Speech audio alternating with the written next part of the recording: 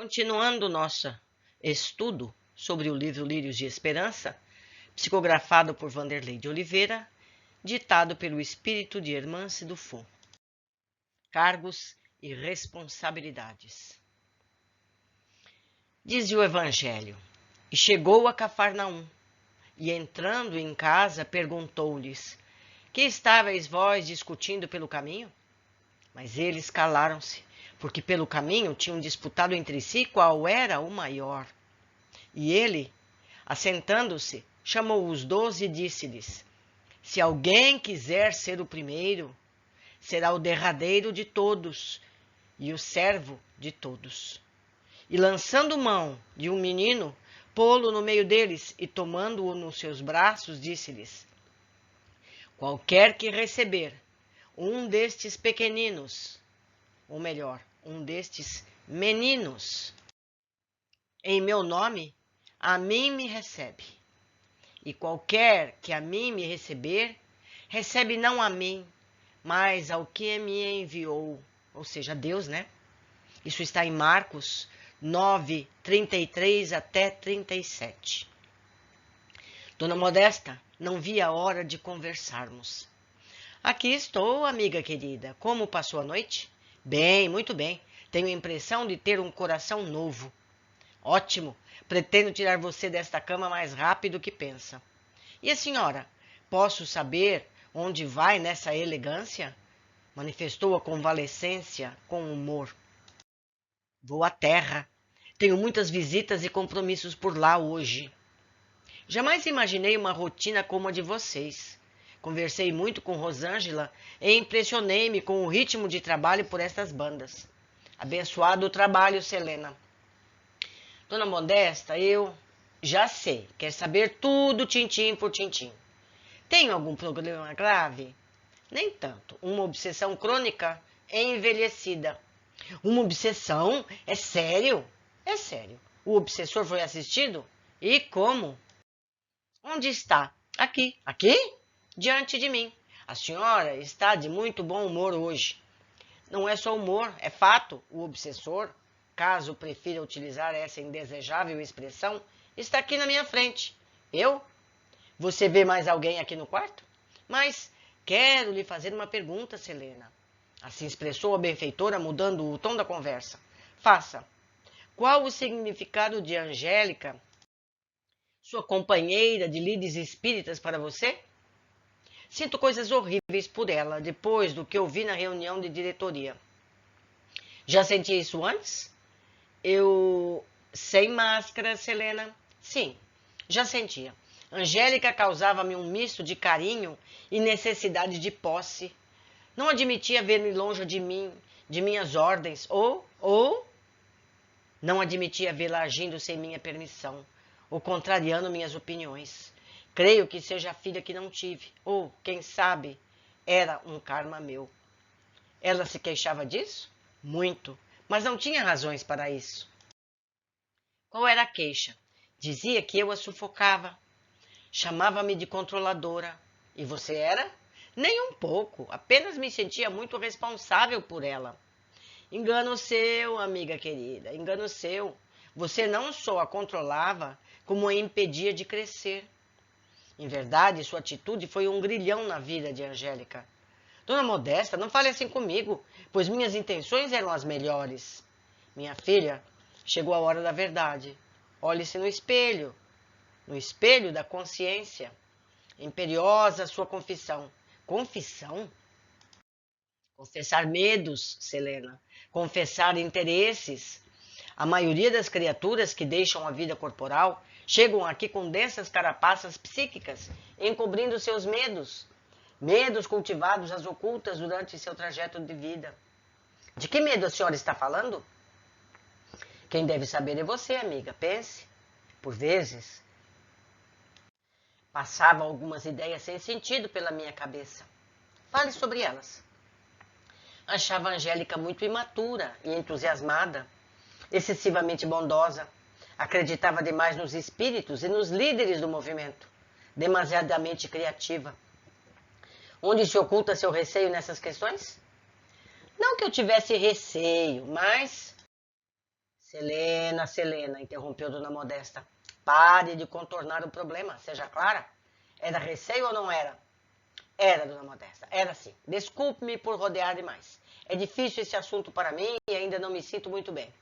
Compreendo. Todavia, é seu instante de cura, companheira. Chega de fugas e desculpas. Meu papel é auxiliá-la no enfrentamento íntimo, preferível à dor da verdade que o cáustico da mentira prolongada. Fale. Eu tinha medo de Angélica roubar o meu lugar. Tinha zelo pelo trabalho. As ideias dela eram avançadas demais. Não me inspiravam segurança. Muito afoita e cordata. Apesar disso, catalisava os demais E precisava podá-la por receio de não acompanhá-la, não conseguir manter minha posição. Posição? Meu cargo. Foi com tanto sacrifício e renúncia que cheguei até onde cheguei. Eu tinha as melhores intenções. Será que fiz mal? Preciso convir que o desejo sincero, a que você chama de melhores intenções, costuma ser inegável em muitos casos. Isso, porém, não é suficiente para a criação de laços autênticos e duradouros, tecidos através de lealdade aos nossos reais sentimentos. Conviver é um desafio, Selena. Ainda que imbuídos das melhores intenções, nosso egoísmo é saliente demais para permitir-nos conviver à luz das propostas do autêntico amor. Você não fez nada por maldade. Quase sempre nossos relacionamentos são muito uma casa sobre areia, sujeita a ruir perante frágeis intempéries. Por que não possuímos qualidades morais suficientes? Adotamos dois caminhos nos relacionamentos. Quais? O controle e a indiferença. Raramente escapamos a esses desatinos ético-emocionais. Não fomos educados para conviver. Somos recém-egressos do instinto. Somente agora iniciamos os primeiros passos na senda do altruísmo, do desprendimento, da solidariedade e da caridade cristã. A noção que trazemos de família e amizade está sufocada por lastimável dose de interesse pessoal e amor próprio. Se não conseguimos controlar alguém, quase sempre utilizamos o mecanismo da indiferença. Isso é, a negação da diferença. O tema é extremamente profundo e sutil. Por essa razão, a fraternidade e a construção do afeto nos círculos de convivência ainda são obras sofríveis para as almas como nós. Não se inclua, Dona Modesta, apenas para me aliviar, falou descontrolada. Para aliviá-la? Claro que sim, pois como poderia uma trabalhadora como a senhora se colocar nessa condição? Você não me conheceu e ainda não me conhece bastante, minha filha. Natural que queira me poupar, considerando suas noções ainda encharcadas pelas teorias espíritas que trouxe da Terra. É possível que me tenha na conta de um espírito superior ou algo assim, entretanto, prepare-se para se decepcionar. Decepcionar-me? Não queira saber o que é passar uma semana a meu lado. Boa parte dos espíritas imaginam as esferas espirituais como os lugares santificados, repletos de vultos do espiritismo, aguardando-os de braços abertos depois da morte. Não foram poucos os que chegaram aqui procurando Allan Kardec e todos os demais expoentes da doutrina. Alguns, mais enlouquecidos, queriam ver Jesus. Acreditavam ter pagado todas as contas tão somente por passarem algumas décadas na distribuição de gêneros alimentícios e agasalhos. Difícil acreditar, Dona Modesta. Muita vez, quando encontro alguém conhecido, esperam um par de asas sobre os ombros. Contudo, quando começam a conviver conosco, decepcionam-se em suas expectativas e então começam os problemas. Como? Percebo sua dúvida, Selena, e como mineira, que não deixei de ser, vou lhe contar um caso. Quando desencarnei, Dr. Bezerra de Menezes chamou-me para assumir uma enorme responsabilidade nesta casa. Seria a condutora do pavilhão no qual se encontram os casos mais complicados de cristãos falidos e enfermos. O pavilhão dos líderes e servidores coletivos. Com poucas semanas de tarefas, um grupo de almas afoitas reuniu-se para apresentar queixas sobre minha conduta firme. Não aceitavam uma mulher conduzindo-os. Estávamos no ano de 1964. Imagine como era o preconceito contra a mulher. Estavam revoltados por serem dirigidos por uma espírita que não tinha folha de serviço junto a órgãos e entidades de unificação. Questionavam: como pode uma dirigente de sanatório psiquiátrico ser nossa tutora? Queriam alguém melhor e mais amável. Não consigo acreditar nisso, atalhou Selena com espontânea surpresa. Não queira saber quanta balbúrdia e burburinho gerou tal ocorrência aqui no hospital. Foram dias difíceis para todos nós. Fiquei muito magoada e nem imaginava que algo assim pudesse acontecer com alguém, muito menos comigo, que nunca pleiteei nada em torno de cargos e títulos. Chorei muito na véspera e procurei Eurípides, que me acalmou. Ele me disse que tudo seria resolvido. Tivemos, então, que marcar uma reunião com Bezerra para decidir o caso. E como foi? Interrogou ansiosa a ouvinte. Um deles tomou a palavra e expôs em nome dos demais o ocorrido. Eram 20 ao todo. Dr. Bezerra ouviu tudo com extrema serenidade. Eu nem ocupei em dizer nada, porque nem imaginava o que dizer. A vontade que tinha era, bom, deixa para lá. Que dor deve ter sentido a senhora. Você nem imagina quanta dor.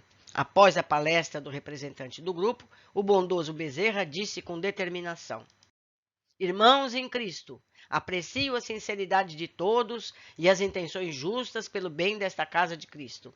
Certamente, ao apresentarem suas queixas, devem ter também escolhido alguém que preencha os predicados morais que levaram o nosso diretor-geral, Eurípides Barçanufo, a aprovar o nome de Dona Modesta na condução desse pavilhão.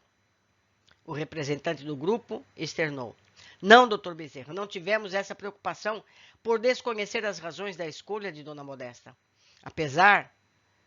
Apenas não concordamos com a decisão. Tem havido muito incômodo com essas ações determinadas e demasiadamente, digamos, sinceras. Falaram em tom de ironia. Sendo assim, peço fraternalmente licença aos irmãos para um acordo, externou o doutor Bezerra. Se me responderem com sinceridade as duas questões, considerem a transferência de Dona Modesta para outras atividades. Concordam que assim seja? Claro, claro, manifestaram todos um a um, repletos de imponência, pois adoravam esse tipo de reunião decisória. Qual de vocês, enquanto na terra, devotou-se ao máximo sem limites ao sacrifício na escola do amor? O grupo permaneceu em silêncio. Olhavam um para o outro como se não entendesse a indagação. Pareciam esperar outro gênio de questionamentos. E ainda sem digerirem a pergunta, Dr. Bezerra voltou à carga com ternura e firmeza. Quais obras de amor deixaram na humanidade em nome do Cristo, a fim de que os homens lembrem seus nomes na posteridade? Ninguém respondeu absolutamente nada. Olhavam-se confusos. A reunião foi encerrada e já se passam mais de 4 décadas nas quais me encontro em serviço ativo nesse pavilhão. Todos eles eram excelentes trabalhadores na seara, mas ainda carcomidos pelo interesse pessoal. Fizeram muito, entretanto, descuidaram do amor. Operaram maravilhas pela teoria espírita, pela doutrina. Todavia, como ocorre a muitos, esqueceram o próximo. Não sabiam conviver, não sabiam enxugar uma lágrima, tinham péssimos relacionamentos, não suportavam ser contrariados, adoravam controlar e serem servidos. Eram fascinados com suas folhas de serviço, mimavam os cargos e, no fundo, adoravam excluir. Uma grande diferença existe entre o tarefeiro e o servidor, o trabalhador e o operário. Que interessante, meus amigos. E nós? Onde nos colocamos? Isso é um ponto de autoanálise. Como estamos indo? Quais são as nossas tarefas de amor ao próximo? Não é? Eu não falo aqui em dar roupas, dar sopa. Isso é muito fácil. Amar é como se ama os filhos. É abrir mão de alguma coisa para poder fazer o outro melhor e mais feliz. Estamos fazendo isso? Vamos pensar a respeito. Mas vamos às observações que eu fiz nesse capítulo, tão curto e tão profundo. Uma obsessão crônica envelhecida. Selena estava auto-obsediada. A personalidade antiga interferia na personalidade atual. Isso é importantíssimo, meus amigos. E nós, como nos comportamos também nesse quesito? Nós trazemos nossas influências do passado, certamente, mas nós permitimos que ela vença a educação que tivemos nesta última vida? Não é? Segunda observação. Amigos, Dona Modesta nos mostrou bem como somos. Vale lembrar que quando apontamos o dedo para alguém, 3 dos nossos dedos ficam em nossa direção e um dedo aponta para o alto. Ou seria para o alto? Não é? Foi uma alegria estar mais esse dia aqui com vocês. Deixo o meu e-mail, espero ansiosa pelos comentários, seja diretamente a mim, seja na área de comentários do YouTube ou no nosso grupo do Facebook. Um grande abraço e até o nosso próximo capítulo.